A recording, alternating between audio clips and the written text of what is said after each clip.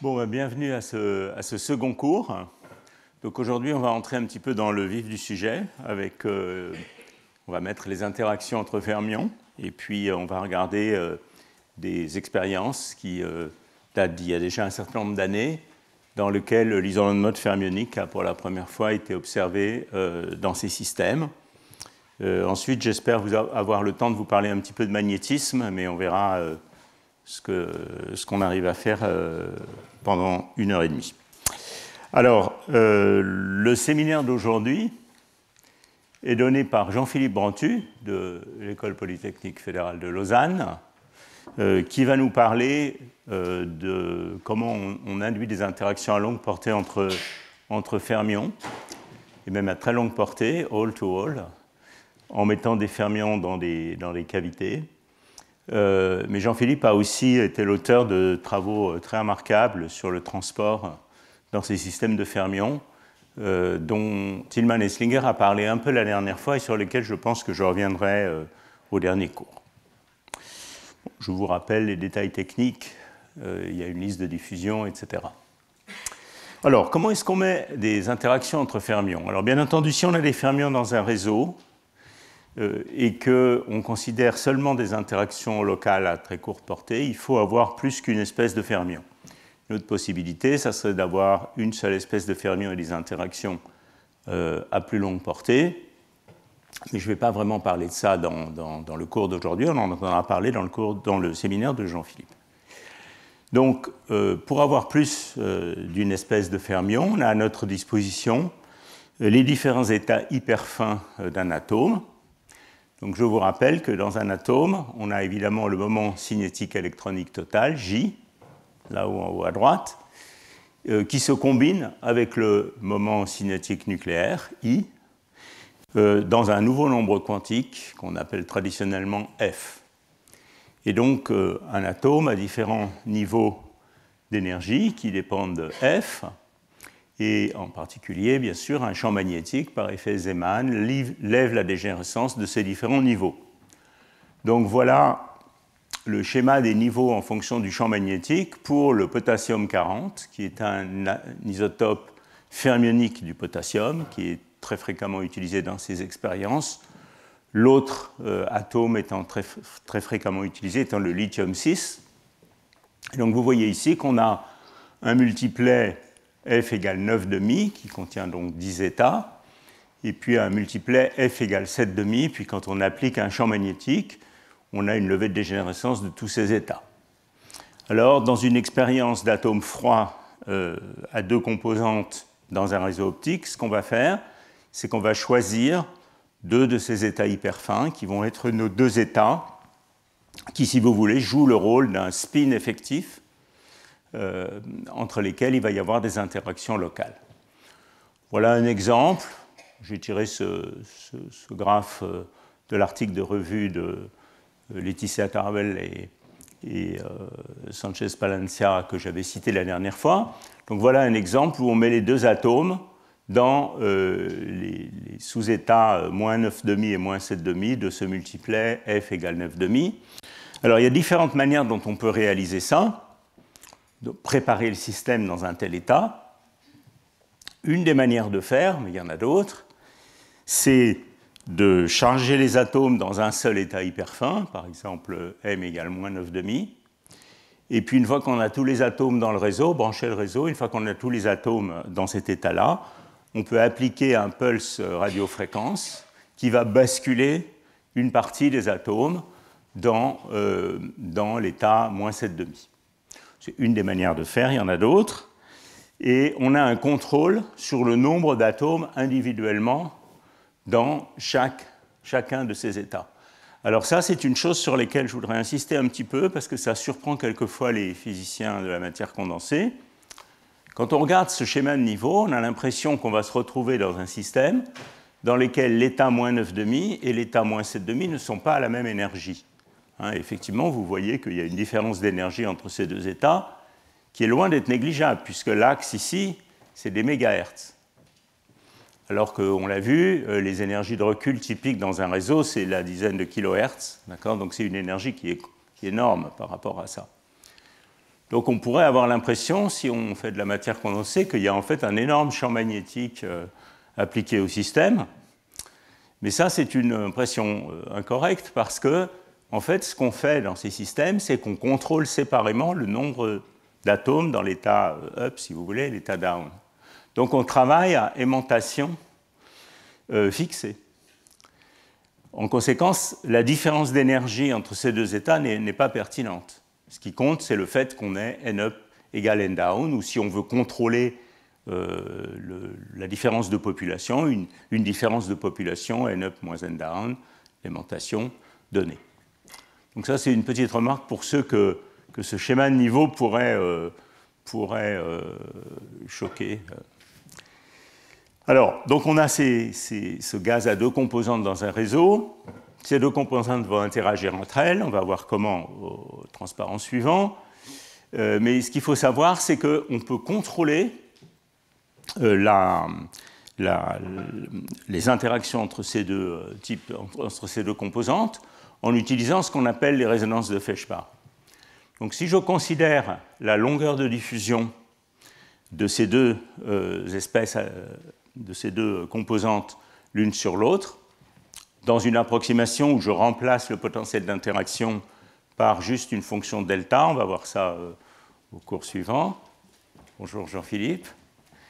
Eh bien, on peut se placer dans une situation où cette longueur de diffusion varie énormément. Elle peut d'ailleurs être positive ou négative en fonction d'un champ magnétique appliqué. Alors ça, c'est un phénomène qu'on appelle la résonance de Feshbach. Je ne vais pas le décrire dans le cadre de ce cours. Jean Dalibard en a parlé dans ses cours de physique atomique. Essentiellement, l'idée, c'est qu'il y a un état moléculaire qui est un état qui n'est pas peuplé, mais quand l'état en question arrive proche de cet état moléculaire, il y a une divergence de la longueur de scattering. Et donc vous voyez ici, pour le potassium 40, l'évolution de la longueur de diffusion au voisinage d'une des résonances de Feshbach de ce système, qui vous voyez autour de, je ne sais pas, 224 Gauss, quelque chose comme ça, où vous voyez que la longueur de diffusion passe d'une valeur positive à une valeur négative et varie de manière très sensible en fonction du champ magnétique. Alors ça, c'est un autre levier qu'on peut utiliser pour régler les interactions dans ce type de système. Donc vous voyez déjà apparaître entre le cours précédent et le cours d'aujourd'hui les différents boutons qu'on peut tourner dans une expérience, enfin ça c'est un peu un langage de théoricien, qui permettent de contrôler les paramètres du problème. Il y a la profondeur du réseau.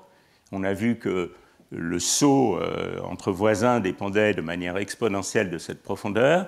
Et puis, il y a la longueur de diffusion qu'on peut éventuellement faire changer avec une résonance de Feshbach. Et on verra comment l'interaction de contact entre ces deux espèces dépend de ce paramètre. Alors, on peut faire, ça c'était le potassium 40, mais situation analogue pour le lithium 6. Donc ici, vous voyez de nouveau 2 multiplets, f égale 1,5, f égale 3,5. Vous voyez leur évolution par levée de dégénérescence des mannes en fonction du champ magnétique. Et souvent, on utilise deux de ces états du multiplet de basse énergie ici pour faire les expériences.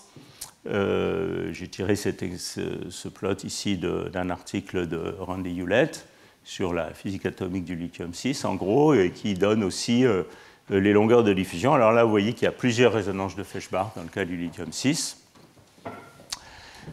Donc voilà, donc potassium 40, lithium-6, ce sont deux exemples qui sont utilisés dans la plupart des expériences de fermions à deux composantes. Il y a des atomes plus complexes qui sont utilisés, j'en parlerai peut-être à la fin de ce cours, je ne pense pas que j'aurai le temps, donc ça sera peut-être le cours suivant, comme l'ytterbium qui permet de réaliser des systèmes avec beaucoup plus d'états internes. Alors, donc on a, j'ai très brièvement et superficiellement décrit la nature des collisions dans le continu, et maintenant il va falloir traduire ça dans le réseau. Donc pour ça, on va revenir au cours précédent, exprimer les choses en termes de fonctions de bloc ou de fonctions de Wannier, si on veut réfléchir de manière localisée dans l'espace réel.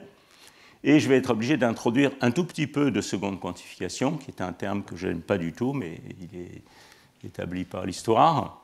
Donc, qu'est-ce que c'est la seconde quantification? Ça veut dire qu'on réfléchit à une base d'état du système à n corps, qui sont des déterminants de Slater antisymétrisés, qu'on paramétrise par les nombres d'occupations dans une base de fonctions d'onde qui diagonalise l'hamiltonien à un corps, l'hamiltonien sans interaction. Donc, par exemple, on peut choisir les ondes de bloc, les états de bloc que j'avais introduits au premier cours, et on peut dire, on va peupler, avec mes n fermions, un certain nombre d'états k nu. Je peux évidemment, alors s'il y a deux composants, je devrais dire k nu sigma, sigma p down, et bien entendu, à cause du principe de Pauli, on peut mettre un seul fermion ou zéro fermion dans un état de nombre quantique donné. Donc les nombres d'occupation valent 0 ou 1. Disons que ici j'ai inclus le spin dans nu, dans le même indice que l'indice de bande. Et cet état ici, ça veut dire quoi? Ça veut dire le déterminant de Slater que je construis en peuplant ces n orbitales. Et c'est une notation extrêmement utile parce que je n'ai pas besoin de spécifier quel fermion est dans quelle boîte, puisqu'ils sont indistinguables. La seule chose que j'ai besoin de spécifier, c'est quels sont les états occupés, quels sont les états vides. Alors, muni de cette notation, je peux définir un opérateur qui crée un fermion à la position x dans le système. Et donc ça me permet de définir des opérateurs de création et d'annihilation, qui sont des opérateurs qui changent l'état n k' nu', disons, en changeant seulement un nombre d'occupations, k nu. Donc, C croix k nu sur n k' nu', c'est quelque chose qui ajoute un fermion dans l'état k' nu' égale k nu, si cette place était vide, sinon ça fait 0, et puis qui ne change rien ailleurs.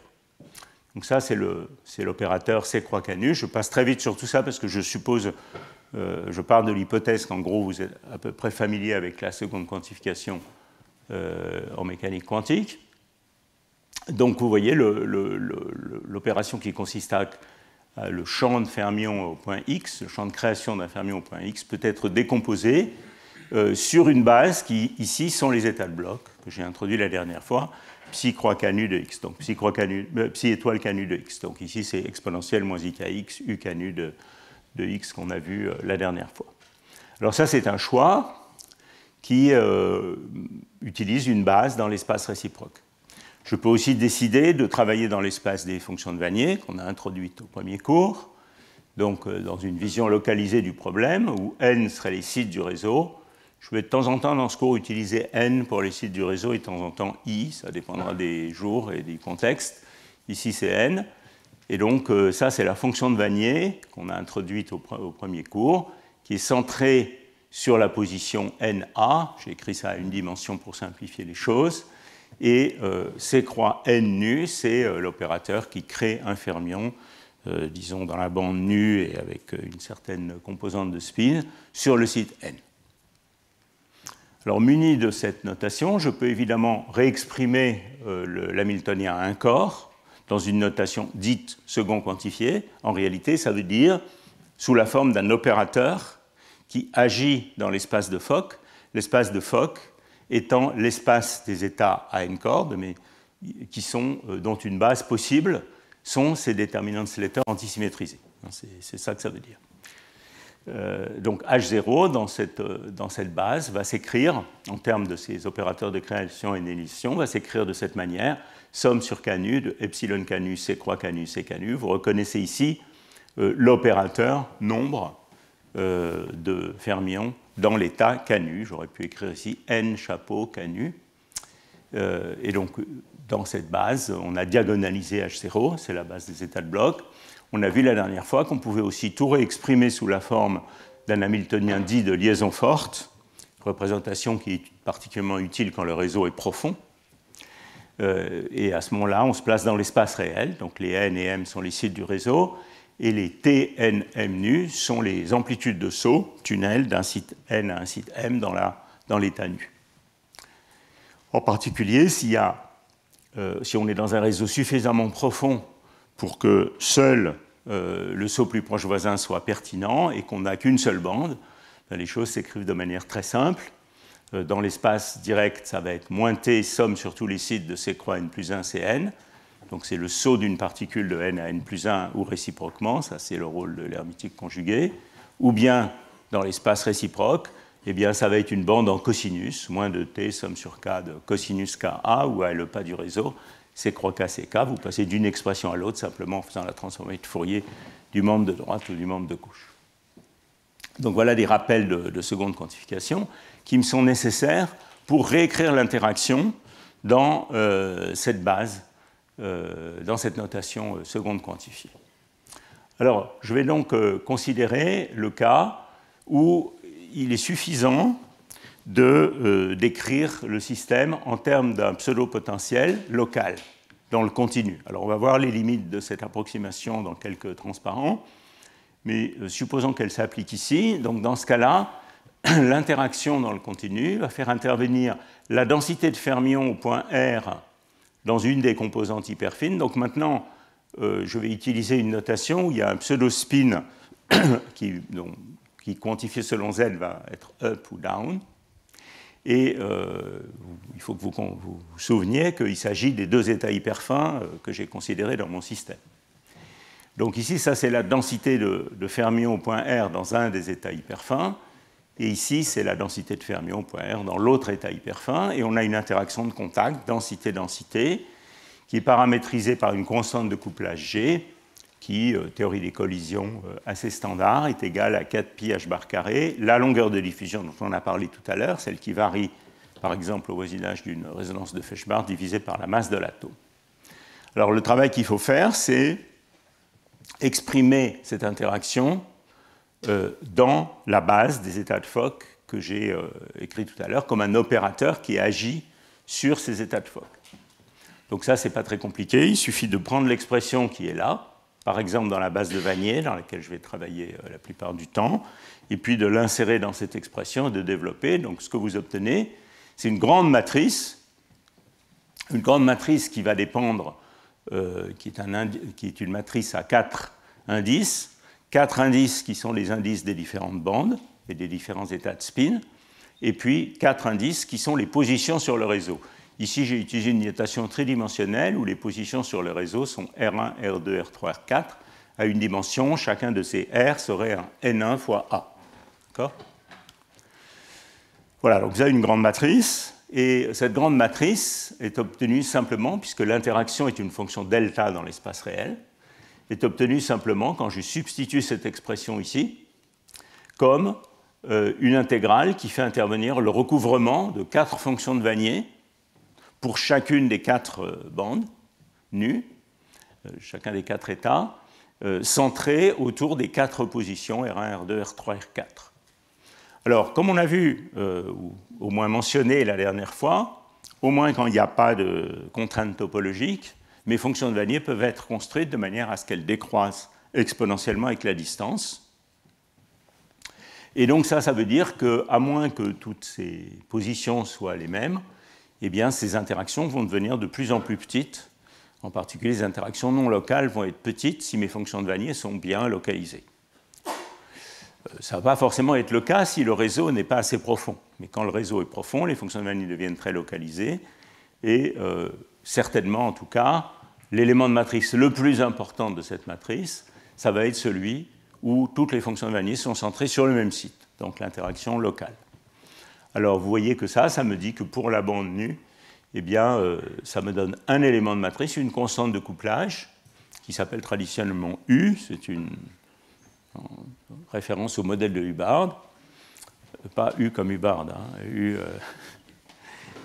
U parce que c'est la notation traditionnelle dans ce domaine pour désigner le modèle de Hubbard, qui va être donné par 4pi h bar carré, la longueur de scattering divisée par la masse, fois simplement l'intégrale spatiale de la puissance 4 de la fonction de Wannier, sachant que la fonction de Wannier est normalisée. Donc l'intégrale des R de W module carré est égale à 1.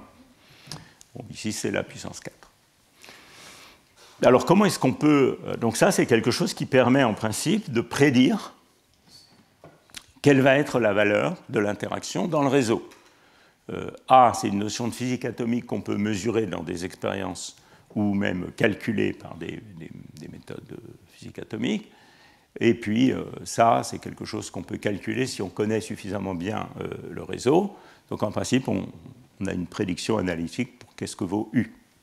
Mais c'est aussi quelque chose qu'on peut mesurer expérimentalement. Je ne vais pas avoir vraiment le temps d'en parler en détail, mais il y a différentes techniques pour faire ça. L'une de celles qui est le plus utilisée, c'est ce qu'on appelle la spectroscopie de modulation, qui est quelque chose qui a été introduit en particulier dans un article de 2006 de Corina Kollacht, Thierry Giamarchi et co-auteurs, et qui consiste à introduire une perturbation dépendante du temps du réseau. En fait, on fait osciller l'amplitude du réseau d'une manière périodique dans le temps. Ça, c'est quelque chose qui pompe de l'énergie dans le système. On mesure la double occupation du système et grâce à ces mesures, on peut en déduire quelle est l'interaction entre les deux espèces. Donc il y a un pic, en fait, dans le spectre d'absorption d'énergie qui correspond à l'énergie U, et on peut vérifier ou quantifier de manière plus précise et comparer à la prédiction théorique la valeur de U. Donc on a aussi un contrôle expérimental sur qu'est-ce que vaut U dans le système, au moins dans une certaine mesure. Alors vous voyez que si je me place dans la situation la plus simple, c'est-à-dire la situation où le réseau est suffisamment profond pour que les différentes bandes soient bien séparées. On a vu dans le cours précédent comment le gap entre les différentes bandes, au moins à une dimension, dépendait de la profondeur du réseau. Et donc vous vous souvenez que non seulement la largeur de bande décroît exponentiellement avec la profondeur du réseau, mais aussi la séparation entre les bandes devient de plus en plus grande quand on augmente la profondeur du réseau. Donc si on se place dans un réseau suffisamment profond pour pouvoir considérer que la bande qui nous intéresse est bien séparée des autres, si par exemple on considère les fermions dans la bande du bas, c'est souvent ce qu'on fait, et que seule cette bande du bas est peuplée, donc ça dépend de la densité de fermions qu'on a dans le système, eh bien on va se retrouver dans une situation où la seule bande qu'on a à considérer dans le problème, c'est cette bande peuplée, et la seule interaction qu'on a à considérer, eh bien, c'est cet élément de matrice pour la bande considérée, et on va pouvoir négliger toutes les interactions non locales à cause du fait qu'elles décroissent très vite avec la distance. Et donc, dans ce cas-là, on réalise la forme la plus simple de ce qu'on appelle le modèle de Hubbard, dont je pense que vous avez tous et toutes entendu parler. Si le modèle de Hubbard vous intéresse plus en détail, vous pouvez regarder les vidéos de mon cours d'il y a 3-4 ans, dans lesquels j'avais consacré tout un cours à ce modèle. Et donc, vous voyez ce modèle, c'est un modèle dans lequel on a juste un saut plus proche voisin entre sites du réseau. Donc là, les sites s'appellent IJ. Ça, c'est pour être sûr que vous suivez. De temps en temps, ils s'appellent NM, de temps en temps, ils s'appellent IJ, de temps en temps, ils s'appellent RR'. Ça dépend un peu du contexte. Ça, c'est la notation la plus fréquente en physique de la matière condensée. Donc là, on a juste un saut, une amplitude tunnel plus proche voisin. Ici, on a l'interaction de Hubbard entre mes deux états hyper fins up et down. Et puis, on a, dans l'ensemble grand canonique, disons, un potentiel chimique qui nous permet de régler la densité. Alors, en fait, il manque un élément important dans ce transparent sur lequel je vais revenir dans un instant. C'est que, au moins dans les manips d'il y a quelques années, il y a toujours un potentiel de piégeage, hein, et dans les manips d'il y a quelques années, ce potentiel de piégeage était souvent parabolique. Maintenant, on sait faire mieux que ça. Et il joue un rôle important, vous allez le voir dans la suite, il n'est pas écrit dans ce slide.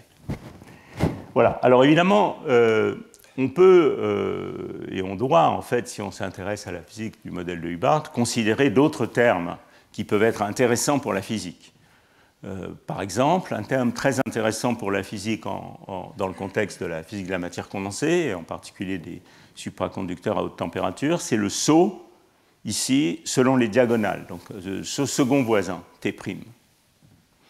Ce saut, second voisin, il n'est pas toujours si facile à réaliser dans les expériences d'atomes froids, puisqu'on a vu la dernière fois, si on met les lasers de cette manière, comme on l'a vu au premier cours, eh bien, on a un potentiel séparable, ce qui veut dire que les fonctions de Wannier sont séparables, W de xy, c'est W de x fois W de y, et au moins dans ce cas idéal, il n'y a pas de saut second voisin, puisque le terme diagonal s'annule avec une fonction de Wannier séparable. Donc une des questions assez intéressantes, c'est de savoir comment est-ce qu'on peut faire une expérience où on peut contrôler T' de manière contrôlable, parce qu'en fait on sait que ce T' joue un rôle important, j'en parlerai je ne sais pas quand, au cours 4 peut-être, sur la compétition entre différentes phases, différents états fondamentaux du modèle Hubbard bidimensionnel, en particulier les ondes de densité de charge et la supraconductivité. Alors, donc ça c'est le cas, disons, idéalisé, et on entre vraiment dans le vif du sujet, dans la mesure où une bonne partie de la physique des atomes froids fermioniques dans les réseaux optiques a pour but de réaliser une simulation quantique de cet Hamiltonien, qui est un Hamiltonien qui joue un rôle conceptuel au moins absolument considérable dans le domaine du problème à n-corps quantique. Cet Hamiltonien, du point de vue conceptuel, c'est un petit peu comme le modèle d'Ising en physique statistique. Dans le contexte des vrais matériaux, cet Hamiltonien n'est presque jamais réaliste. Il y a quelques matériaux qui sont plus ou moins bien décrits par un système à une seule bande avec une interaction locale. Les cuprates supraconducteurs, au moins qualitativement, en font sans doute partie. C'est une question encore un peu controversée, mais pour moi, il n'y a pas de doute que cet Hamiltonien de Hubbard, j'y reviendrai au cours prochain, a au moins les caractéristiques qualitatives des cuprates supraconducteurs. Mais si je regarde l'ensemble des matériaux à forte corrélation électronique, c'est une exception, ce n'est pas la règle. La plupart de ces matériaux impliquent d'autres bandes, une structure de tenseur d'interaction plus complexe, avec plusieurs orbitales par site, etc. etc. Mais cet Hamiltonien de Hubbard, il nous intéresse, et on peut même dire qu'il nous fascine, parce qu'il a une très riche physique, et c'est le modèle jouet, si on veut dire, le plus simple, qui contient néanmoins un très grand nombre de phases intéressantes pour la physique. Par ailleurs, malgré sa simplicité dans sa formulation, il constitue un défi considérable pour les simulations numériques, par exemple, mais aussi la compréhension analytique du problème dans les régimes de couplage fort. Donc c'est un petit peu comme le modèle d'Ising en magnétisme. Le modèle d'Ising en magnétisme, il est très rare qu'il soit un modèle réaliste pour un matériau magnétique donné, mais c'est le modèle le plus simple qui capture, enfin qui a la physique qui nous intéresse. Alors, il ne faudrait quand même pas penser que même dans le contexte des atomes froids, on est toujours dans le régime où ce modèle de Hubbard, dans sa version la plus simple, s'applique. Et ça, c'est quelque chose qu'on avait regardé, mais il y a aussi d'autres auteurs qui l'ont regardé avec Félix Werner il y a déjà une vingtaine d'années, où on avait regardé les conditions dans lesquelles l'approximation du modèle de Hubbard à une bande s'applique. Alors vous voyez ici, c'est un graphe qui est tiré de notre article, exactement 20 ans, dans lesquels on a en axe des Y dans une échelle logarithmique la longueur de diffusion normalisée par la maille du réseau, et puis en axe des X, on a la profondeur du potentiel périodique normalisée par l'énergie de recul qu'on avait introduite la dernière fois. Cette fois en échelle linéaire. Et puis ici, dans la zone blanche, dont je vais parler un petit peu, c'est la zone où, effectivement, les conditions pour réaliser un modèle de Hubbard à une bande sont effectivement bien réalisées. Donc, quelles sont ces conditions? Il faut que les deux bandes, il faut que les bandes soient bien séparées entre elles. Donc, il y a un critère qui est que l'énergie d'interaction U soit plus petite que la distance entre bandes. Si l'énergie d'interaction U est plus grande que la distance entre bandes, il va falloir considérer l'effet des autres bandes. Bon, évidemment, après, il y a aussi une question de densité. Il faut qu'on peuple seulement la bande du bas. Et donc ça définit une profondeur du réseau limite. Si on va à des réseaux trop faibles, une profondeur trop faible, évidemment, on va commencer à être sensible aux autres bandes. Donc ici, il y a une limite qui n'est pas très contraignante ici, puisque vous voyez que dès qu'on est à une ou deux énergies de recul, tout va bien. Mais il y a aussi d'autres contraintes. Il peut y avoir d'autres éléments de matrice qui deviennent importants.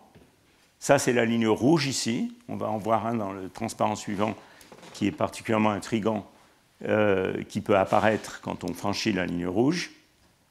Et puis, il faut aussi que l'approximation du pseudo-potentiel soit correcte.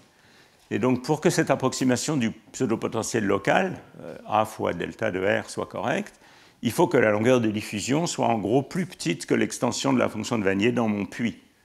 Sinon, évidemment, si ma fonction de Wannier a une extension plus faible que ça, eh bien, l'approximation de la longueur de diffusion ne va pas forcément être juste. Donc ça définit une autre borne qui est en fait très proche de celle-là. Et donc, dans cette zone blanche, on peut aussi tracer les isocourbes de U sur T, U étant l'interaction de U bar et T, l'amplitude tunnel. Et vous voyez qu'effectivement, dans cette zone blanche, on a un grand contrôle sur la valeur de U sur T, qui est la constante de couplage caractéristique du modèle, en variant soit la longueur de diffusion, par exemple résonance de Feshbach, soit V0, la profondeur du réseau.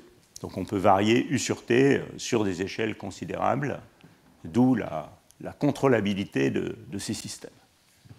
Alors quand on franchit cette ligne rouge, il y a des nouveaux termes qui apparaissent. On ne va pas en parler dans le reste du cours, mais je les mentionne quand même pour mémoire. En particulier, il y en a un qui est intéressant, qui nous a permis de tracer cette ligne rouge dans ce graphe. C'est ce terme ici, qui est un saut entre voisins, mais assisté par la densité. Donc vous voyez que c'est un opérateur à deux corps, qui fait intervenir une densité au point R avec de l'espèce down, disons, et puis un saut de l'espèce up entre R et R', plus proche voisin. Et ça, c'est un terme qui est souvent négligé, mais qui récemment, dans certaines simulations numériques, par Steve White en particulier, a été considéré dans le passage entre le modèle TJ et le modèle de Hubbard. Il se trouve que ce terme est aussi assez favorable pour la supra, si je comprends bien ces articles, et donc on peut le réaliser dans les systèmes d'atomes froids.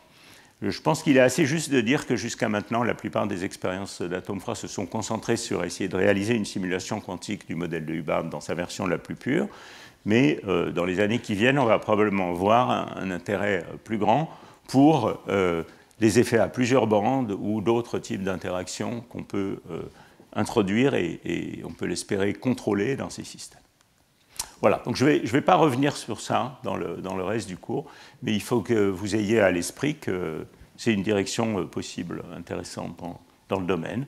En particulier, il y a un couplage qui joue un rôle extrêmement important en physique de la matière condensée quand on a plus qu'une orbitale par site, qui est le couplage de Hund, qui favorise les particules de spin parallèle par rapport aux particules de spin antiparallèle. Et ce couplage de Hund, ça serait intéressant d'arriver à le réaliser dans ces systèmes d'atomes froids. Bon, donc on a établi, je dirais, les acteurs de la pièce, et maintenant on va essayer de comprendre ce qui se passe dans ces systèmes comme simulateur quantique de ce modèle de Hubbard. Donc quelques mots sur le modèle de Hubbard pour situer un petit peu les questions qu'on peut vouloir se poser. Encore une fois, je ne vais pas faire un cours qui va passer en revue tout ce qu'on sait sur ce modèle, mais périodiquement, au cours de ces différents cours, je vais introduire ce qui est nécessaire et vous dire comment ça a été établi pour ce qui est pertinent dans les recherches actuelles sur les fermions froids dans les réseaux. Donc, on a déjà vu l'hamiltonien, quelques notions très élémentaires. Quelle est la taille de l'espace de Hilbert de cet hamiltonien ? Bon, donc en chaque site, on peut avoir un fermion, pas de fermion, un fermion dans l'espèce up, un fermion dans l'espèce down, ou un site doublement occupé. Donc clairement, l'espace de Hilbert a pour dimension 4 puissance n. Et donc vous voyez ici évidemment apparaître ce qui définit en gros la complexité du problème à n corps quantique, qui est que l'espace de Hilbert croît à une taille qui croît exponentiellement avec la taille du système, exponentielle de n log 4. Ça croît très vite. De sorte que, juste pour mémoire, si vous voulez trouver l'état fondamental de cet hamiltonien en faisant une diagonalisation exacte du système, eh bien, le nombre de sites que vous pouvez... Je parle juste de l'état fondamental, en utilisant un algorithme de type Lanczos, par exemple. Eh bien, le nombre de sites que vous pouvez traiter actuellement, c'est de l'ordre de 16. 16 sites à peu près. Si vous traitiez le modèle de Heisenberg, qui est la limite très localisée de ce système, comme on va le voir dans quelques instants, où il n'y a plus que 2 états par site qui sont pertinents, donc l'espace de Hilbert court un peu moins vite, comme 2 puissance n, eh bien la plus grande diagonalisation exacte, pas diagonalisation complète, juste recherche de l'état fondamental qui a été réalisée à ce jour, c'est n égale 50. Donc 50 sites. On est très loin de 10 puissance 21 ou 23. 50 sites. Vous pouvez même vous poser la question suivante, ce qui est quand même assez évocateur. Imaginons que je ne cherche même pas à calculer la fonction d'onde de l'état fondamental, mais je cherche simplement, quelqu'un me la donne, et je veux la stocker en mémoire de mon ordinateur.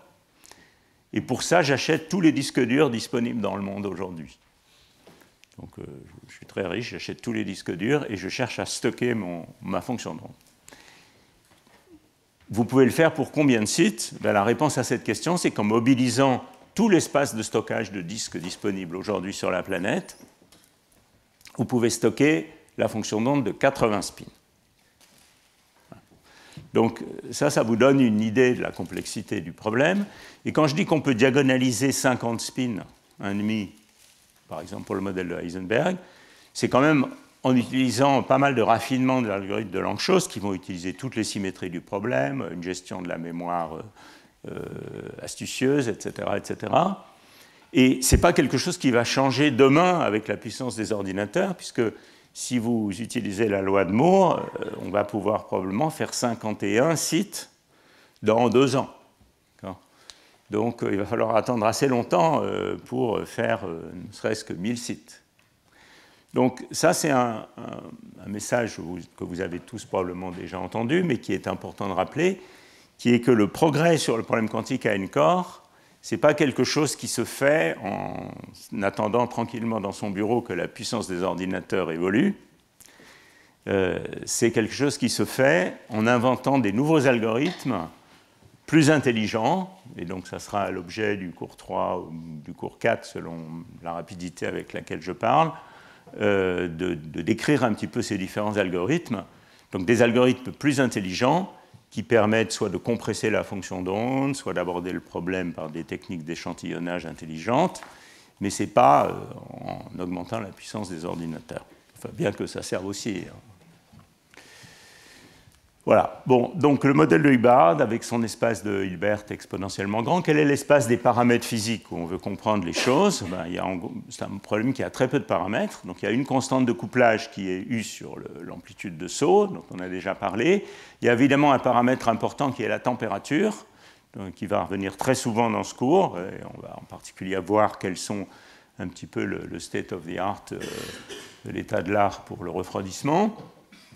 Et puis il y a un autre paramètre très important qui est la densité moyenne d'électrons dans mon réseau, qui peut varier entre 0, pas d'électrons du tout, 1 électron par site, qui est ce qu'on appelle une bande demi-remplie, puisque du point de vue du remplissage d'une bande d'énergie, je peux mettre jusqu'à 2 électrons par site, donc 1 électron par site, c'est la bande demi-remplie, ou bien un réseau complètement plein, n égale 2.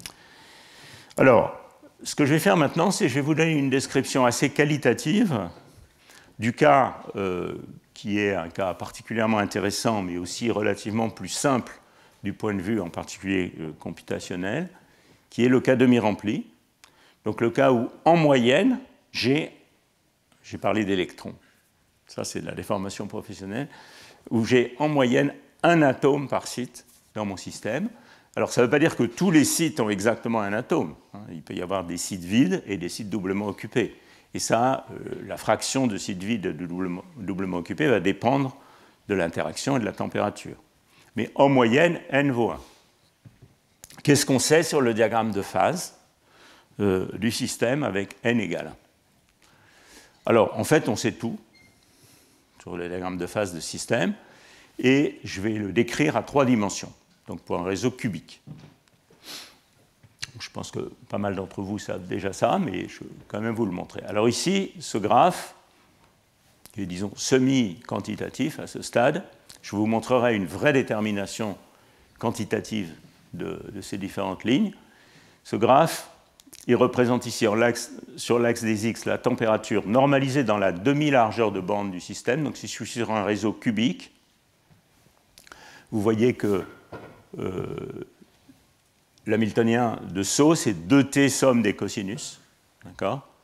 Et donc la connectivité du réseau, c'est-à-dire le nombre de voisins de chaque site étant 6, la largeur de bande totale du système, c'est 6 fois 2T, donc 12T. Okay ? Donc la demi-largeur de bande, c'est 6T. Et ici, j'ai choisi de normaliser ce graphe en unité de la demi-largeur de bande. Donc ici, on a la température normalisée par 6T. En fait, c'est une normalisation qui est obsolète. Maintenant, la plupart des gens expriment la température et l'énergie d'interaction directement dans l'unité du hopping. On le fera souvent dans la suite. Et puis ici, U sur 6T. Alors, ce que vous voyez ici, c'est que ce modèle, et donc il n'y a pas d'autre saut, on est sur un réseau cubique, parfaitement bipartite.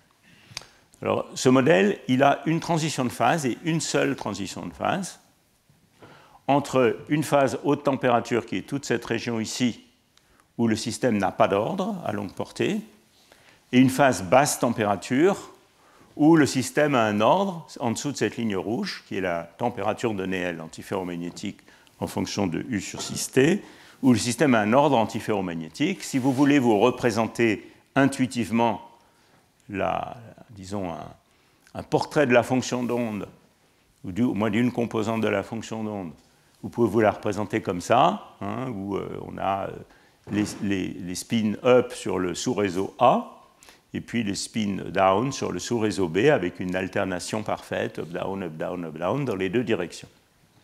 Alors évidemment, ça c'est une vision très naïve de l'état de Néel, enfin de l'état fondamental, pardon, du vrai modèle, puisque cet état qu'on appelle l'état de Néel, où on a dans la base des SZ exactement cette configuration, n'est pas un état propre de mon hamiltonien.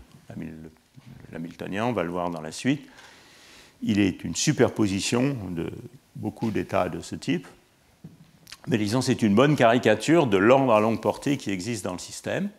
C'est-à-dire que si je calcule une fonction de corrélation spin-spin dans cet état, elle a effectivement cette structure spatiale.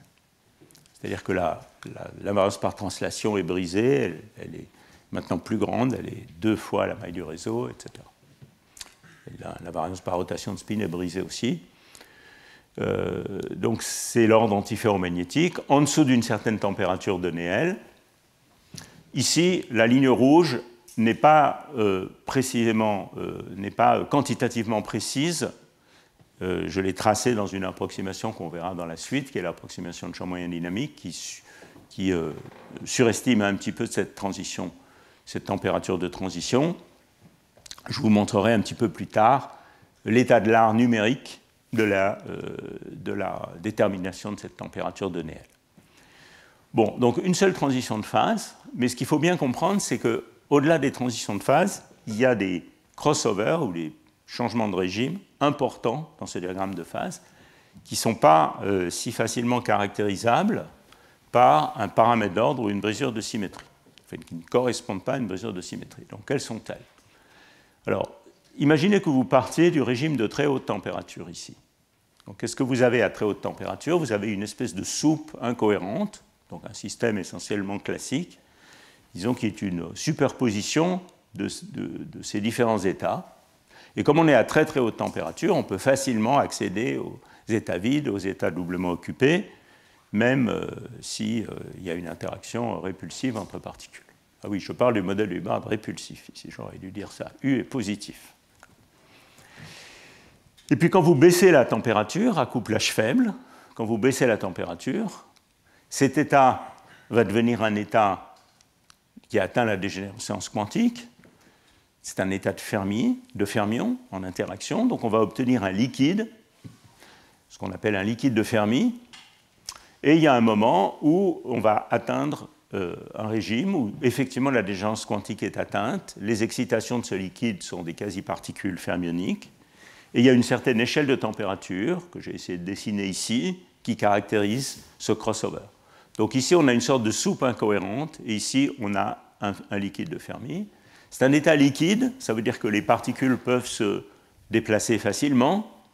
ce qui implique le fait qu'il doit y avoir pas mal d'excitation dans pas mal de composantes de la fonction d'onde qui ont des trous et des doubles occupations. Donc ici, j'ai essayé de représenter une espèce de portrait robot d'une composante de la fonction d'onde. Donc vous voyez qu'une composante de la fonction d'onde va avoir pas mal de sites simplement occupés, bien sûr, mais aussi une fraction non négligeable de sites avec des doubles occupations et des trous. D'accord ? Alors maintenant, que se passe-t-il si vous partez de cet état liquide et que vous augmentez la constante de couplage ? Ce qui va se passer, c'est que, évidemment, l'interaction répulsive U, elle défavorise les doubles occupations, et par symétrie, elle défavorise aussi les trous. Et donc, on va se retrouver dans un système où, en gros, presque tous les sites sont effectivement occupés par un seul fermion, mais ce fermion peut être dans l'état up ou l'état down pratiquement de manière aléatoire. En effet, on n'a pas encore atteint la température plus basse ici, où ces spins veulent s'ordonner, up, down, up, down, up, down. Donc, localement, ils peuvent être up ou down et fluctuer. Mais en revanche, la charge, alors, je ne devrais pas dire la charge, je devrais dire la densité dans ce contexte, ne fluctue que très peu. Donc, il y a une certaine échelle d'énergie, quelque chose comme ça, qui va croître avec U, qui va être asymptotiquement d'ordre U à U très grand, en dessous de laquelle le système ne va plus avoir de fluctuations de densité, mais va continuer à avoir des fluctuations de spin locales importantes. Donc c'est un régime, si vous voulez, où il y a un moment local, pour parler dans les termes du magnétisme, avec un spin ennemi qui fluctue sur chaque site, mais pas de fluctuation de densité, et en particulier très peu de double occupation. Donc ça, c'est ce qu'on appelle un état, donc c'est un état paramagnétique, sans ordre magnétique, à longue portée, mais c'est un état essentiellement incompressible, hormis les excitations thermiques. C'est ce qu'on appelle un état isolant de Mott. Alors, pourquoi isolant ? Parce que les fluctuations de densité sont très faibles, donc le système est essentiellement incompressible, les particules ne peuvent pas bouger, elles sont en gros bloquées par l'interaction répulsive. Et pourquoi de Mott ? Eh bien parce que la plupart des isolants auxquels on est habitué quand on ne réfléchit pas aux interactions sont des isolants dans lesquels on a une bande pleine. Donc, si je réfléchis à mon modèle, à ma bande d'énergie en cosinus, ça c'est K, ça serait disons les bords de la zone de Brillouin. Une des manières de faire un isolant, c'est de réaliser un isolant de bande, de remplir complètement cette bande d'énergie jusqu'en haut. Donc là, tous les états sont remplis. Ça, c'est l'isolant de bande. Mais évidemment, il correspond à 2 particules par site. Ici, on a une particule par site, donc ça veut dire que du point de vue du système sans interaction, le niveau de Fermi est exactement au milieu de la bande, c'est-à-dire dans un système 1D à moins pi sur 2A, pi sur 2A. Tous ces états sont remplis. Là, je parle du système sans interaction, tous ces états sont vides. Du point de vue du système sans interaction, il s'agit d'un liquide ou d'un métal, puisque je peux avoir des excitations particules-trous de manière simple, sans gap d'énergie. Mais quand on met les interactions, eh bien, simplement parce que les particules ne peuvent pas bouger à cause de l'interaction répulsive, on peut transformer ce système liquide ou métallique en un système isolant, et c'est ça l'isolant de Mott. C'est un isolant qui est induit par les interactions. En fait, c'est l'isolant le plus simple auquel on peut penser. Hein. C'est le fait qu'on ne peut simplement pas bouger dans un wagon de métro quand toutes les places sont prises. Tout simplement. C'est en fait beaucoup plus simple à expliquer que l'isolant de bande, pour lequel il faut connaître beaucoup plus de mécanique quantique. Voilà. Donc, vous voyez que même dans ce cas relativement simple, où on a en moyenne une particule par site, eh bien, ce modèle, il a non seulement une transition de phase intéressante, mais il a aussi des crossovers intéressants. Donc, vous voyez qu'il y a au final 6 régimes distincts. Il y a un régime de soupe incohérente ici, quasi classique, où le système fluctue violemment entre ces 4 états possibles par site. Il y a un système liquide ou métallique ici, avec beaucoup de double occupation et de trous. Il y a un isolant de Mott paramagnétique. Et puis, il y a à un certain moment, ces spins, évidemment, veulent s'ordonner, et c'est la ligne de Néel rouge. Et en fait, au sein de cette phase de Néel, il y a un crossover, je vais y venir à la fin de ce cours ou au début du cours suivant, entre, il n'y a pas de transition de phase au sein de cette phase, mais il y a deux régimes qualitativement différents. Un régime où le magnétisme peut être compris comme un phénomène de couplage fort lié au couplage de Heisenberg induit, et puis un régime ici où on peut comprendre le magnétisme dans une approche de couplage faible de champ moyen, ce qu'on appelle l'antiferromagnétisme de Slater. Donc vous voyez que ce modèle, bien que très simple, déjà dans le cas de mi-rempli, il a toute une série de crossovers importants.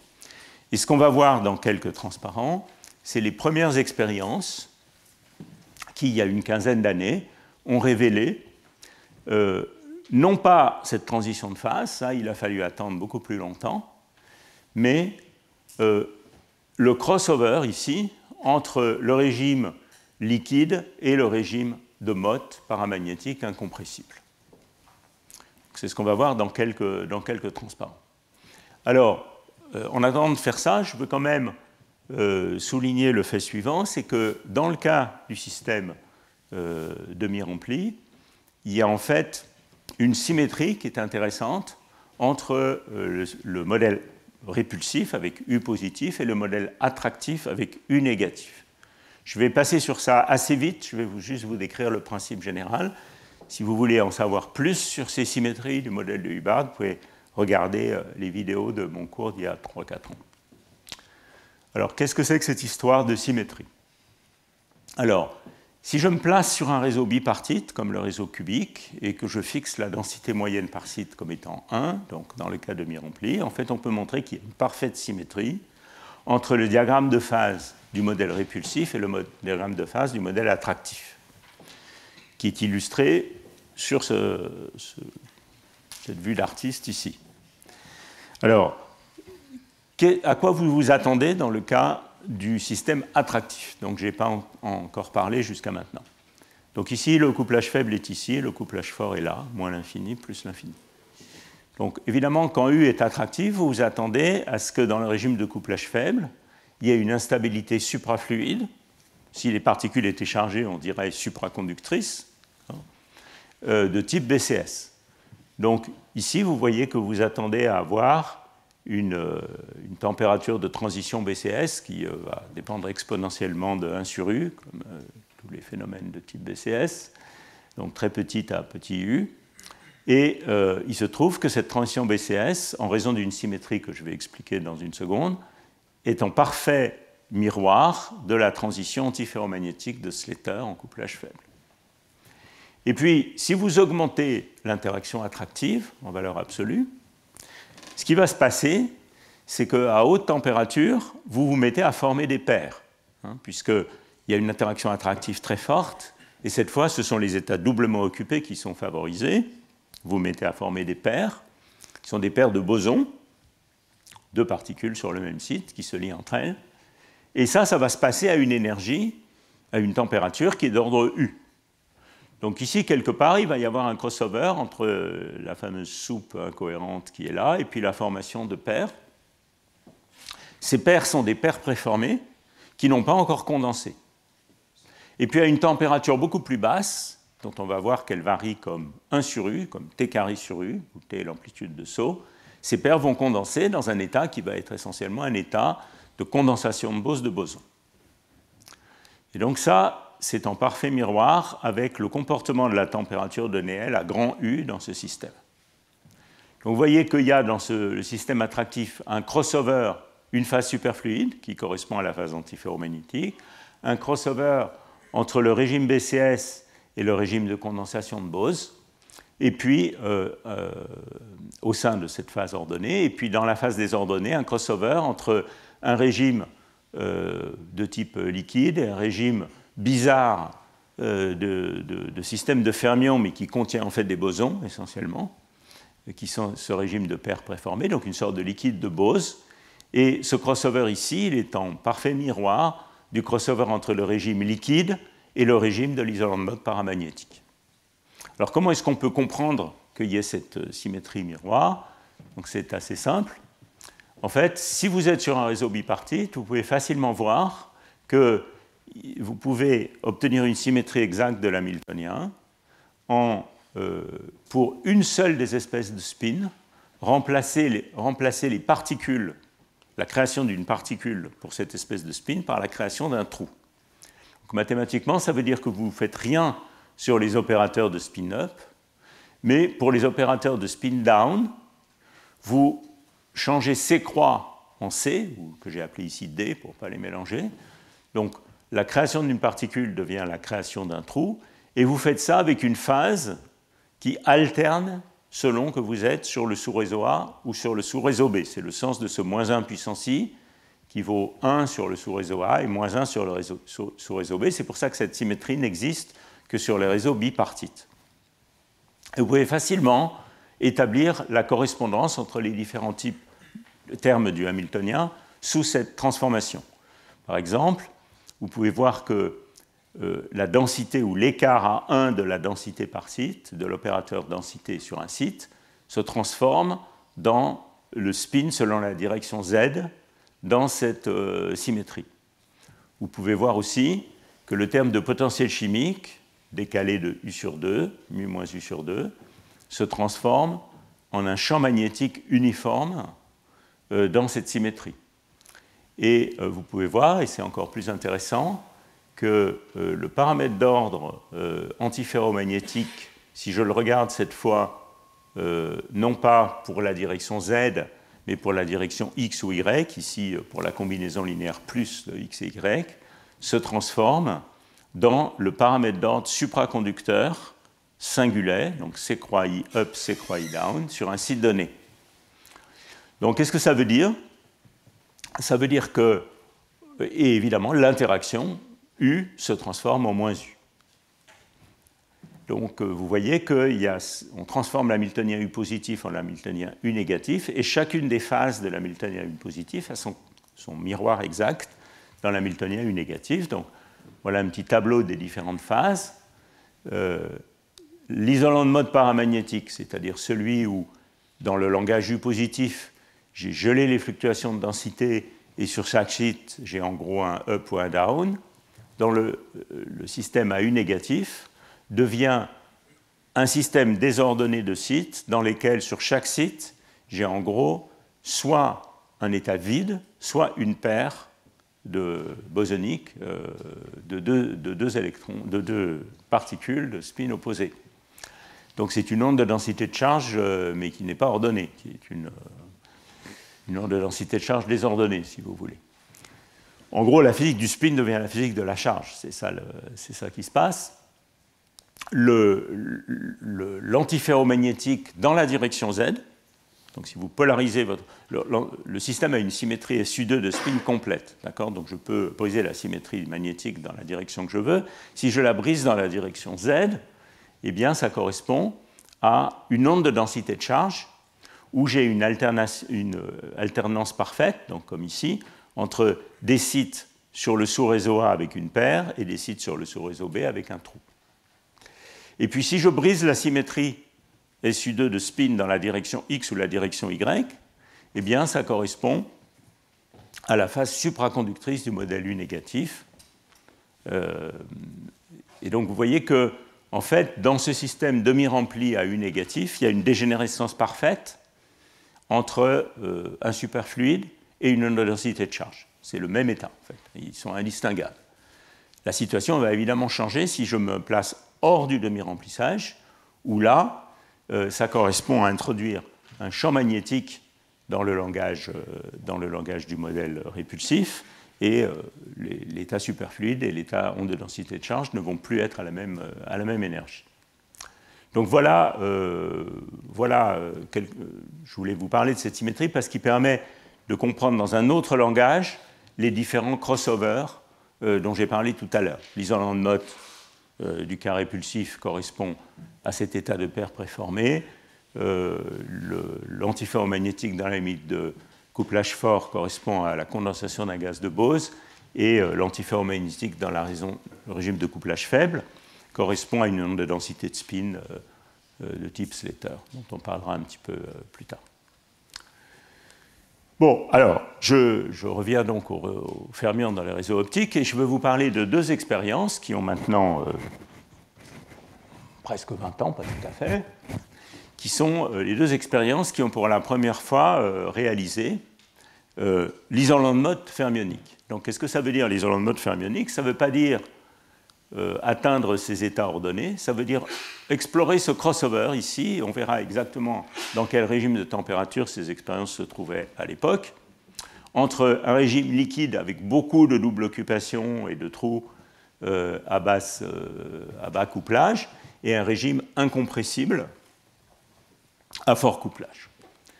Alors, il y a en gros deux articles à peu près simultanés qui ont réalisé cette physique.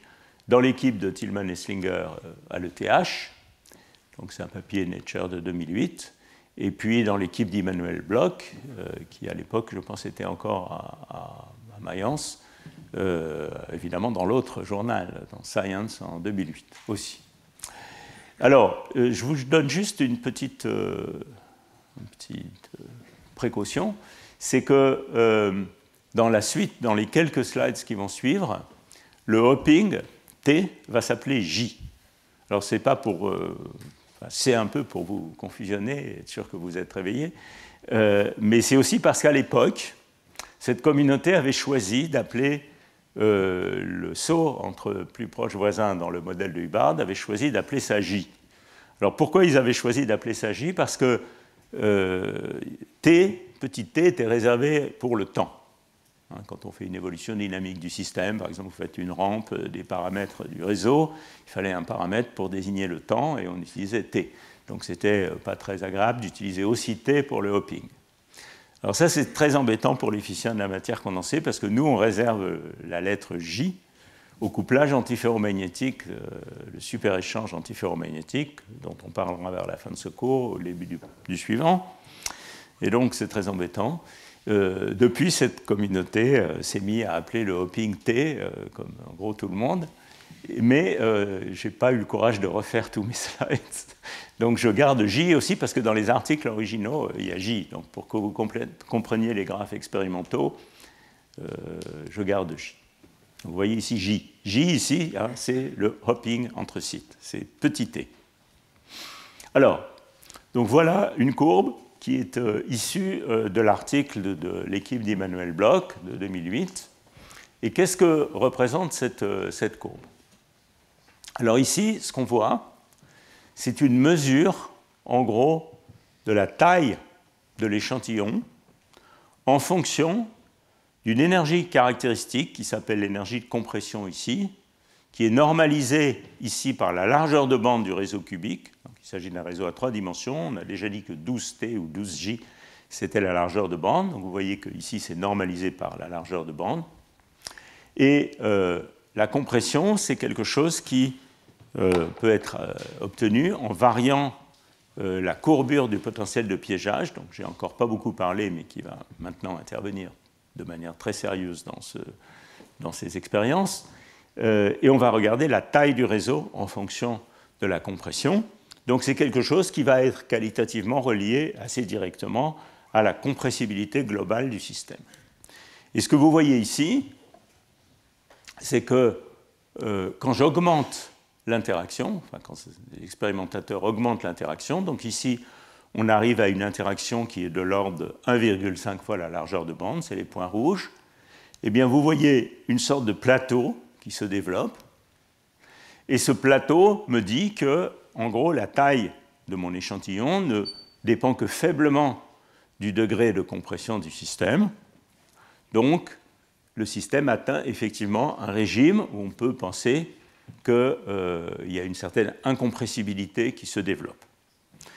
Alors, vous voyez que c'est quand même un signal qui n'est pas absolument évident à interpréter. C'est le moins qu'on puisse dire.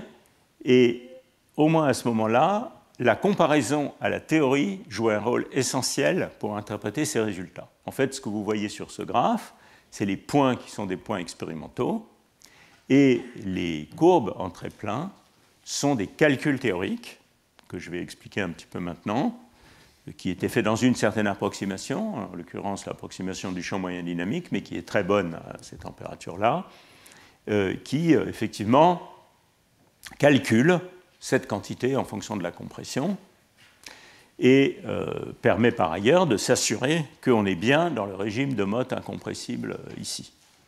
Sans l'accord entre la théorie et l'expérience, ça serait peut-être un peu difficile de tirer des conclusions absolument définitives de ces premières expériences. Mais enfin, c'est les premières expériences. Il faut quand même réaliser ça.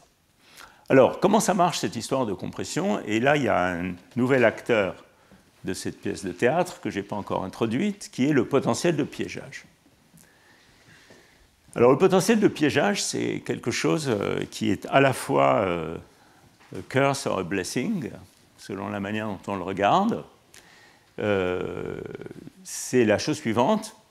Vos lasers ont une certaine, comment est-ce qu'on dit ça en français, un certain waste, une enveloppe de leur distribution, et on va se placer dans l'approximation simple où cette enveloppe est harmonique.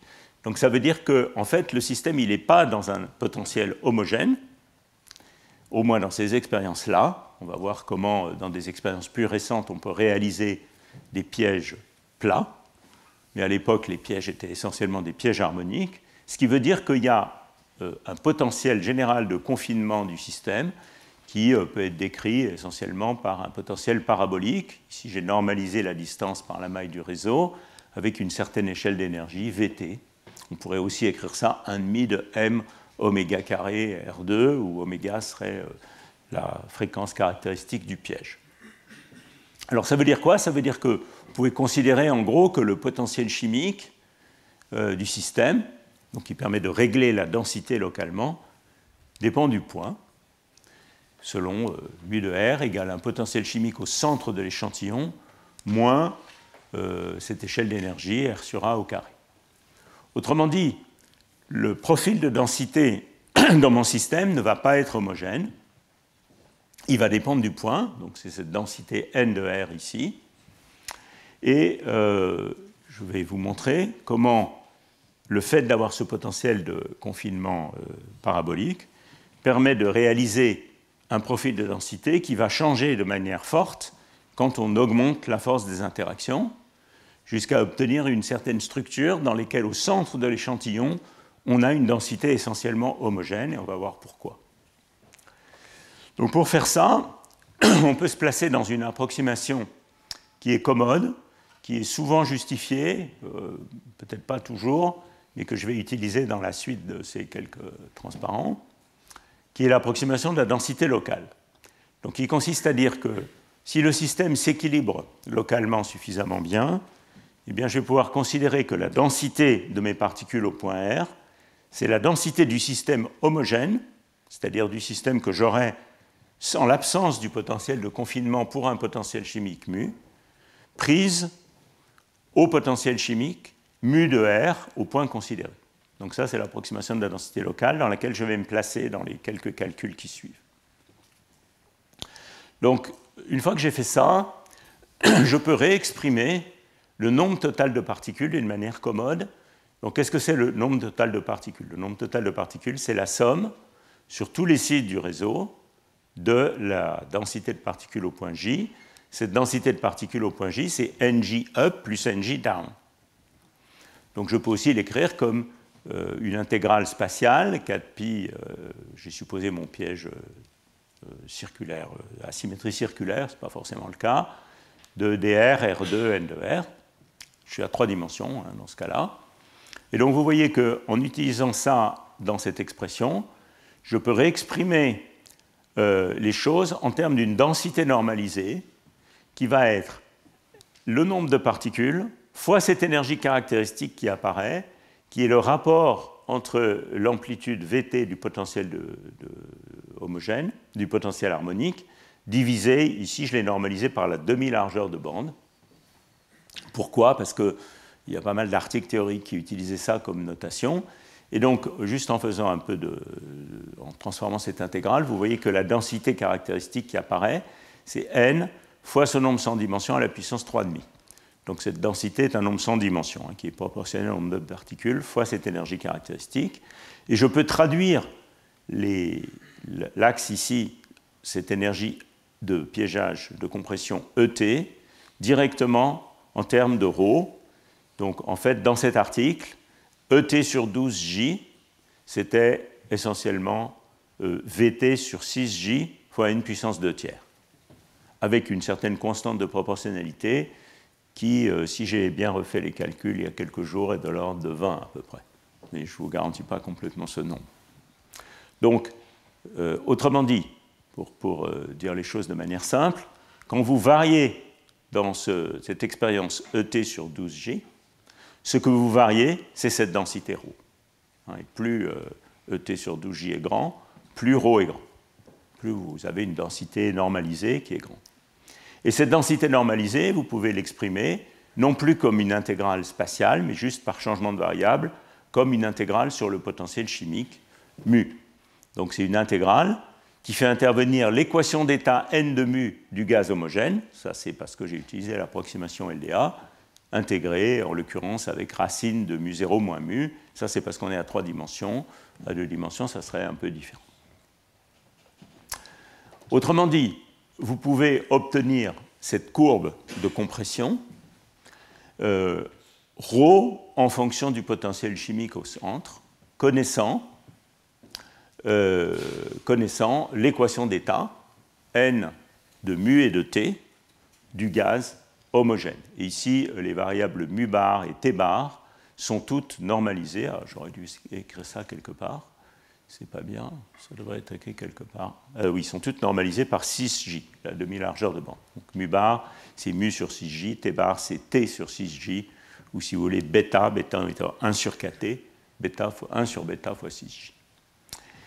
De la même manière, on peut regarder l'entropie par particule dans le système et l'exprimer en termes d'une intégrale sur le potentiel chimique de la densité d'entropie du système homogène, divisé par le nombre de particules.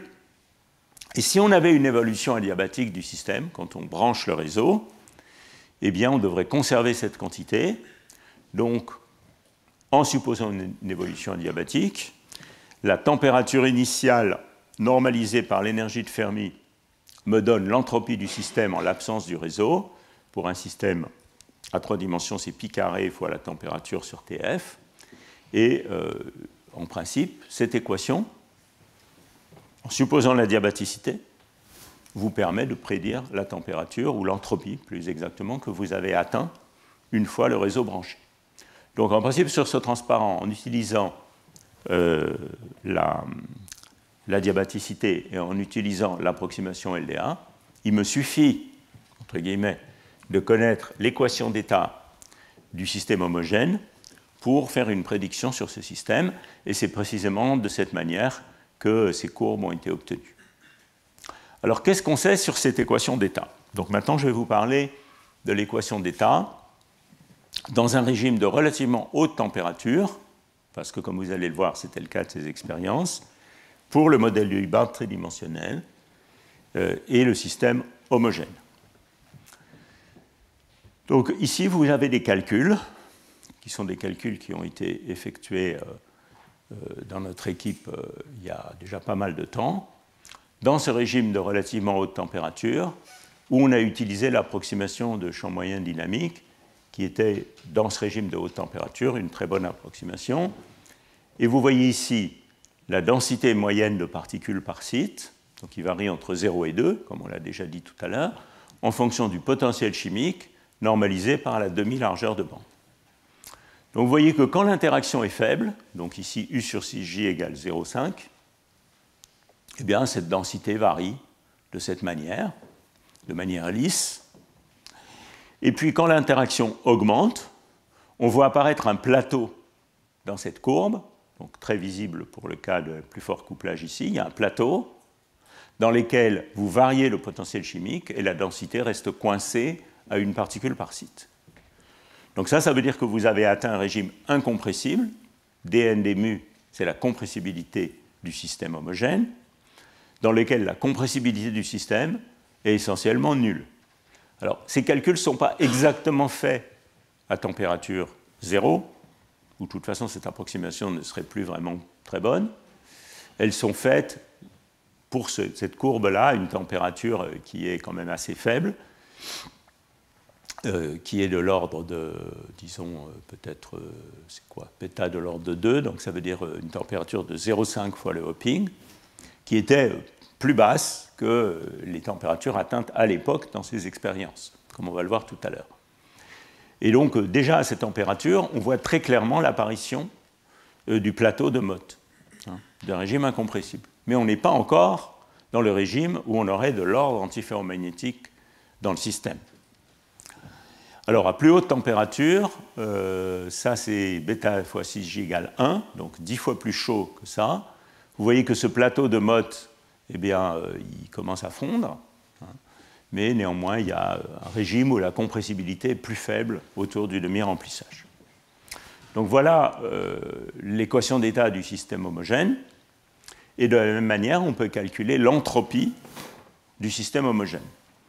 Donc toujours issu du même article, on a ici l'entropie par site du système homogène en fonction du potentiel chimique. Et vous voyez qu'à haute température, donc bêta c'est 1 sur kT, à haute température, donc bêta petit ici, on a une courbe qui est atteinte, par exemple, le demi-remplissage est là. Donc vous voyez qu'ici on a une entropie par site qui est grande, qui est plus grande que log2 par site. Donc log2 par site, c'est si vous avez bloqué toutes les fluctuations de densité et il ne vous reste plus que le moment local. Ici, clairement, log2, ça vaut 0,69. Donc, vous voyez qu'ici, on est clairement au-dessus de log2, qui est indiqué par la ligne rouge. Donc, ça veut dire qu'il y a beaucoup de fluctuations de densité dans le système. Donc, on est dans le régime au-dessus du crossover de Mott. Et puis, quand je baisse la température, eh bien, l'entropie par site atteint log2, qui est, donc, correspond au fait qu'on a complètement bloqué les fluctuations de densité. Et bien sûr, si vous baissez la température encore plus, eh bien, vous commencez à manger l'entropie qui correspond aux fluctuations des moments locaux, par formation d'ordre magnétique, enfin de corrélation magnétique dont la portée va s'étendre, et puis à un moment, vous allez ordonner le système magnétiquement. Donc ici, à plus basse température, on devrait voir l'entropie qui continue à décroître.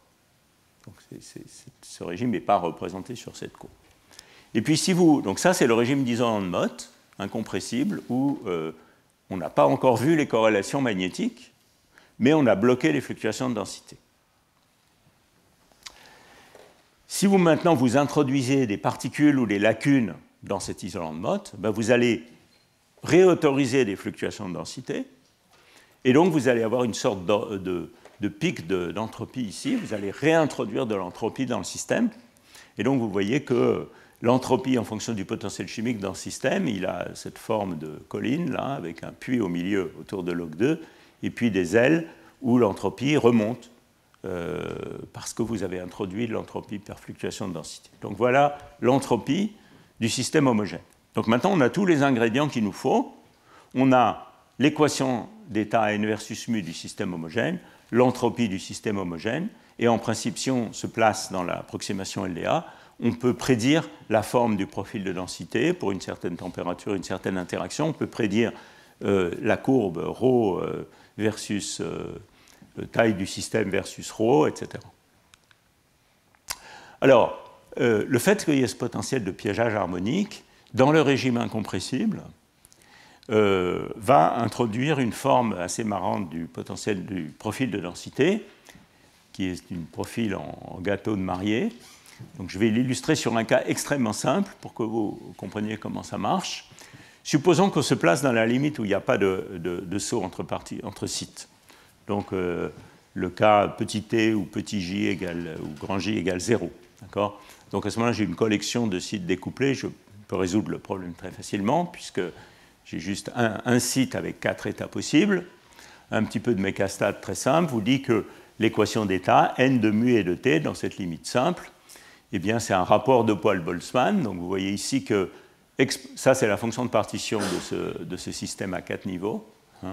Et puis ici, vous avez la probabilité d'occupation du système, du site simplement occupé. et ici la probabilité d'occupation du site doublement occupé. Vous faites la somme de ces probabilités d'occupation et vous trouvez n de mu et de t. Donc n de mu et de t, dans cette limite qu'on appelle quelquefois en physique de la matière condensée la limite atomique, ou la limite sans saut, disons, dans ce contexte, eh bien, c'est quelque chose qui va varier de manière lisse en fonction du potentiel chimique dans un régime de haute température. Donc ici, ça, c'est la courbe pour bêta égale 0,5. Et puis, dans le régime de basse température, on va former ces plateaux de densité. On appelle quelquefois, en matière condensée, ce profil l'escalier de Coulomb, puisqu'on a bloqué la charge. Là, j'utilise un langage matière condensée. On a bloqué la charge par l'interaction répulsive, donc par l'énergie de Coulomb de charge de mon système. Et cet escalier de Coulomb, au passage, joue un rôle très important dans les phénomènes de blocage de Coulomb dans les points quantiques. Donc voilà, donc, ça c'est le régime incompressible n égale 1 qu'on commence à former. Et maintenant, si vous mettez tout simplement cette équation d'état dans l'approximation LDA pour la densité au point R avec un potentiel de piégeage de confinement parabolique, eh bien vous obtenez les profils de densité qui sont ici. Quand on augmente le potentiel chimique au centre de mon piège, ce qui veut dire quand on augmente la densité de particules. Alors vous voyez ici ce qui se passe, c'est que si mu0 est petit, ben, vous avez un système qui ne va jamais atteindre une particule par site, même au centre du piège, qui est un profil homogène. Et puis quand vous commencez à atteindre un régime où il y a un plateau incompressible au centre, eh bien vous formez ce profil de densité où au centre du piège, la densité est bloquée à 1. C'est ça qui crée un disque, ou plutôt une sphère à 3 dimensions, où la densité, il va y avoir un ensemble macroscopique de sites où la densité est bloquée à 1. Donc vous voyez que ça, c'est pour ça que je disais que le potentiel de confinement, c'est à la fois une bénédiction et un embêtement. Dans ce cas-là, il permet de réaliser au centre du piège un système quasi homogène, et il permet aussi, en principe, de réaliser dans un même échantillon tout un profil de densité. Donc a priori, on va avoir une physique qui va être différente au centre du piège et une physique différente ici dans les ailes. Par exemple, si on était à basse température, on pourrait très bien imaginer qu'on ait un centre du piège qui soit un isolant de Mott, incompressible, peut-être antiferromagnétique, et le système ici, au voisinage de ça, qui serait un superfluide, dans le même échantillon. Et puis quand je continue à augmenter la densité, je suis bien obligé de mettre mes particules quelque part. Donc on va créer obligatoirement une région au centre du piège où la densité va être plus qu'une particule par site, jusqu'à atteindre un nouveau palier incompressible qui est l'isolant de bande, avec 2 particules par site. On verra que cet isolant de bande joue un rôle important dans les nouvelles méthodes de refroidissement dans ces systèmes. Et puis ici, vous aurez repoussé l'isolant de Mott sur une couronne. Et donc vous allez avoir vraiment un profil en gâteau de mariée avec un centre incompressible, 2 particules par site, et un disque ou une sphère incompressible avec isolant de Mott, 1 particule par site. Alors dans l'article qui est toujours cet article de notre équipe que je mentionnais avant, on a réalisé pour un piège harmonique un diagramme de phase, représenter un diagramme de phase qui délimite les différents régimes de profils de densité. Donc vous voyez qu'il y a en gros 4 types de profils de densité que vous pouvez avoir. Vous pouvez avoir un profil de densité où la chose est parfaitement lisse, on a un liquide partout. Vous pouvez avoir un profil de densité où on a réalisé un isolant de Mott au centre du piège avec une densité bloquée à 1, donc ça c'est ce cas-là. On peut, si la densité est plus grande, avoir une couronne de Mott, donc c'est ce qu'on a appelé ici Mott shell, avec ici une densité plus grande que 1 au centre du piège, et puis ici, un profil de densité où on a atteint 2 particules par site au centre du piège, donc l'isolant de bande. Et donc ce qu'on a représenté ici, ayant calculé la densité, l'équation d'état du système homogène, et en utilisant l'approximation LDA, on a représenté dans le plan force de l'interaction versus densité caractéristique, donc cette densité ρ qu'on a introduit tout à l'heure, les lignes qui délimitent les différentes formes de profil de densité. Donc ici, quand je me place à une certaine interaction, j'ai d'abord un système qui est en gros liquide, ensuite j'ai un intervalle de densité dans lequel j'ai bien une particule par site au centre du piège. Après, quand je commence à vouloir augmenter la densité, je suis obligé de dépasser une particule par site au centre du piège, donc je vais créer mon isolant de Mott, mais dans une couronne à l'extérieur du centre. Et puis ici, je vais finalement, à très haute densité, être obligé de mettre 2 particules par site au centre, en augmentant la densité. Et une première chose que vous pouvez faire, c'est de regarder si ce diagramme de phase est compatible avec les expériences que je viens de vous montrer. Donc pour ça, il vous faut convertir ρ dans l'énergie de compression ET sur 12J de cette expérience et vérifier que le palier où ces auteurs disaient qu'ils avaient l'incompressibilité est bien compatible avec ce régime ici. Alors c'est ce que j'ai fait dans ce transparent-là, et ça ne marche pas trop mal. Donc vous voyez ici que pour cette énergie U sur 6J qu'ils avaient dans l'expérience, ces courbes ici, cet intervalle me donnerait cette barre orange. Et si je reporte, si j'ai bien fait la conversion entre ρ et ET sur 12J, si je reporte ça dans leur graphe expérimental, eh bien en gros, cette barre orange, elle se retrouve là. Donc vous voyez que c'est raisonnable, au moins semi-quantitativement, qu'effectivement, ce palier d'incompressibilité correspondait au régime où vous avez créé une région homogène au centre, ou quasi homogène au centre, avec une particule par site et un régime incompressible. Alors, évidemment, les auteurs de ce papier ont fait des calculs du même type, mais plus détaillés, pour ce système. Et encore une fois, ces courbes en très plein sont exactement les calculs qui sont représentés ici, en utilisant aussi l'approximation du champ moyen dynamique à l'époque pour obtenir ces densités d'état, ces équations d'état.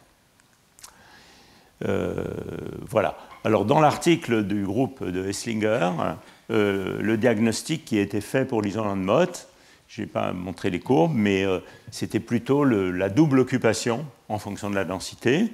Donc, quand vous êtes en couplage faible, la double occupation va augmenter en fonction de la densité. Quand vous êtes en couplage fort, il va y avoir, quand vous atteignez le régime incompressible, un régime dans lequel la double occupation reste très faible pour un grand range de densité.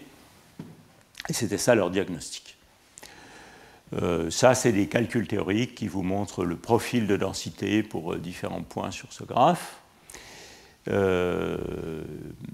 Et pour finir ce cours, j'ai avancé beaucoup moins vite que ce que je pensais.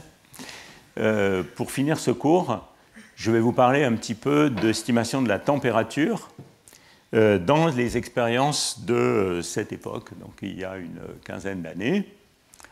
Donc, comme je le disais tout à l'heure, si vous connaissez l'équation d'état et l'entropie, qui peut aussi être déduite de l'équation d'état, on verra ça sans doute la prochaine fois, du système homogène, donc si vous connaissez ça, si vous connaissez ça et ça, vous pouvez faire des prédictions sur l'état thermodynamique du système. Alors ça, c'est un article du groupe de Tillman-Hesslinger, auquel notre équipe avait participé, dans lequel, en mesurant la double occupation du système, on remontait, grâce à cet input théorique, à l'entropie dans le système. Donc ce qui est mesuré, c'est la double occupation. Je ne suis pas sûr que je vais avoir le temps de vous dire comment. En gros, la manière dont la double occupation était mesurée à l'époque, ça consistait, si mes souvenirs sont bons, à brutalement approfondir le réseau, à utiliser une résonance de Feshbach pour pousser les états doublement occupés dans un certain état d'énergie, les basculer et faire une mesure d'absorption pour mesurer la double occupation. Et donc, en fitant ces courbes de double occupation en fonction de ρ, disons, en supposant qu'on connaît le potentiel de piégeage, qui était indépendamment aussi testé expérimentalement, donc en fitant ces courbes D versus ρ, avec des calculs de cette même quantité pour différentes entropies, on pouvait en déduire l'entropie du système. Donc vous voyez, ça, c'est les points expérimentaux, les trucs avec les barres d'erreur, les points noirs. Et puis, vous avez ici des ajustements par nos calculs théoriques de ces courbes. Et le best fit est obtenu ici et permettait de déduire que pour ces... Alors là, c'est devenu T, vous voyez l'amplitude de saut. En allant du couplage le plus faible vers le couplage le plus fort, on voyait qu'on atteignait des entropies qui étaient de l'ordre de, disons, 1,5, quelque chose comme ça, par référence au système 1,5 par particule. Alors vous voyez que cette entropie, elle est quand même bien loin du log 2 qu'il nous faut pour vraiment atteindre les régimes pertinents pour le magnétisme. Vous voyez aussi ici comment les courbes de double occupation en fonction de la densité changent quand on passe du régime liquide, en particulier la courbe change, quand on passe du régime liquide au régime incompressible, où ici on a un plateau de double occupation en fonction de ρ. Alors ici, oui, donc je voudrais aussi préciser que tous ces calculs à l'époque, dans cet article-là, les calculs avaient été faits à la fois avec l'approximation de champ moyen dynamique, mais de manière encore plus simple, avec une simple série haute température au deuxième ordre. Donc ça vous montre que les températures qui étaient atteintes à l'époque dans ces systèmes étaient quand même assez élevées pour que un simple calcul de l'équation d'état par série haute température au deuxième ordre, c'est-à-dire en βT au carré, suffise à ajuster les expériences. Donc autrement dit, en termes de température, on peut estimer que, grâce à ces mesures d'entropie, enfin ces mesures permettant d'en déduire l'entropie, on peut estimer que, en gros, le régime de température dans ces systèmes tridimensionnels qui étaient atteints dans les années 2008-2010 se situait à T sur J de l'ordre de, vous voyez, 1,2, quelque chose comme ça, 1,2, 1,5. Donc, en gros, T au mieux de l'ordre du hopping lui-même. T sur J de l'ordre de 1, disons. Donc ça, c'est encore bien au-dessus de la température qu'il nous faut atteindre pour réaliser l'isolant de mode antiferromagnétique avec de l'ordre à longue portée, qui, dans le cas tridimensionnel, se situe à T sur petit t ou T sur J de l'ordre de 0,35, quelque chose comme ça. Donc il y a un facteur 3 à gagner sur la température pour réaliser l'état antiferromagnétique à 3 dimensions. Et donc ce qu'on va voir la prochaine fois, c'est que cet état antiferromagnétique a d'abord été réalisé dans les expériences en 2017 à 2 dimensions, et puis très récemment à 3 dimensions aussi, j'en parlerai peut-être un petit peu. Mais je crois que je vais m'arrêter. Est-ce que je m'arrête maintenant ou est-ce qu'on prend quelques minutes de plus? Je voulais vous parler de... Bon, on va peut-être garder ça pour la prochaine fois. Je voulais vous parler, toujours dans un régime de relativement haute température, mais des expériences un peu plus récentes, du groupe de Michael Keul, qui était en transition entre Cambridge et Bonn, dans lesquelles une mesure directe de l'équation d'état avait été faite à l'époque. Je vais peut-être garder ça pour la prochaine fois, c'est plus raisonnable. Voilà, je vais m'arrêter là.